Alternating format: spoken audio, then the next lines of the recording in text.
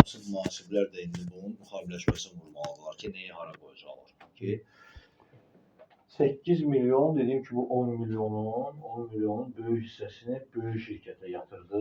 O yatırım uzun müddətli maliyyə aktivlərinə düşəcək. 181'e gördünüz. Uzun müddətli maliyyə aktivlərinə düşdü.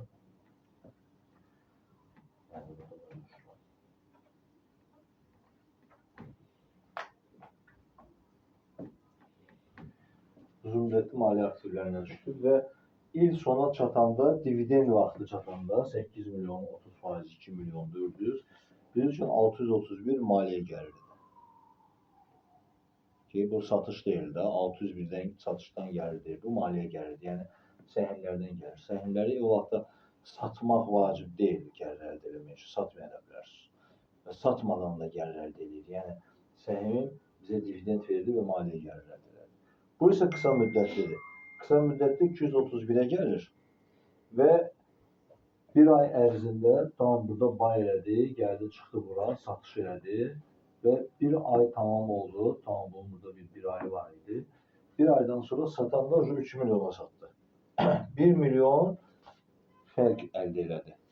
Okay? 1 milyonluq maliyyə gəlir əldə elədi. 3 milyonun 2 milyonu bizim elə həmən 231'i bağladı. Alanda bankdan pulumuz çıxmışdı, 231'e qoymuşduq. Bir pul verdik, səhmləri aparıb qoyduq banka, seyfimizə, düzdür? 231'e. Və həmən səhmləri satdıq 3 milyona bir aydan sonra momentində. Bizə 3 milyon pul gəldi. İkisi də 223'dü, görürsünüz. 3 milyon pul gəldi cebimizə. Amma 3 milyonun 2 milyonu 231'i bağladı. Okay.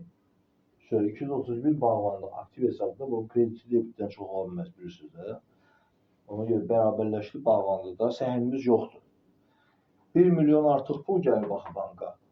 Səhmin dəyərindən, düzdür? O da maliyyə gəlir oldu. Və bu ola bilər ki, hətta bir günün içində səhər alırsan, axşam satasan. Traderlər bu işi görür və sənin mühasibatlığında bu avtomatik olaraq hər dəfə 601'e düşəcək fərq. Fərq gələcək hər dəfə 601'e düşəcək. Əgər ziyana satsan, tam 2 milyona yox, tam 1.800'e satsan, 1.800. Okay. Səhmlər tamamilə bağlandı da. Bu gəlib 231, pul gəldi 223'e və 231'də açıqlıq qaldı. Tamam. 231 əvvəldən 2 milyon idi. 1.800'dən açıq qaldı 200.000. Həmən bu 200.000, 231, bu 200.000 zərər olaraq 751'e maliyyə zərərinə düşəcək. Okay. Bunu silirəm, istəsiniz şeklini çəkin.